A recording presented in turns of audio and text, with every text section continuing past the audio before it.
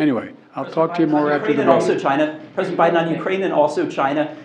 There's polling by the Associated Press that shows that almost 70% of Americans, including 40% of Democrats, believe that you acted either illegally or unethically in regards to your family's business interests. Can you explain to the Americans, amid this impeachment inquiry, why you interacted with so many of your son and brother's foreign business associates? I'm not going to comment on that. I did not, and it's just a bunch of lies. You didn't interact with many of their business associates? I did not. There's lies. What contingency plans? Why the you lying?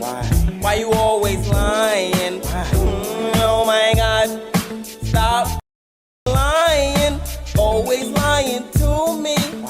You lying so much. You making it hard for me.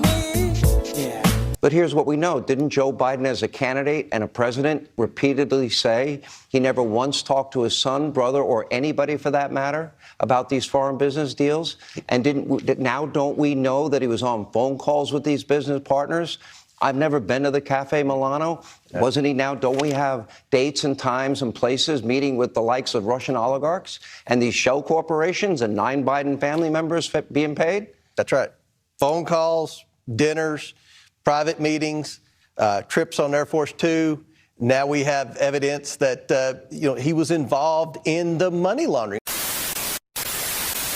Have you ever spoken to your son about his overseas business dealings? I've never spoken to my son about his overseas business dealings. I don't discuss business with my son. I did my job. I never discussed a single thing with my son about anything having to do with Ukraine because I've never discussed my business or their business, my sons or daughters, and I've never discussed them. I have never discussed with my son or my brother or anyone else anything having to do with their businesses. And are you vulnerable on this issue at all because of your son's business dealings in China?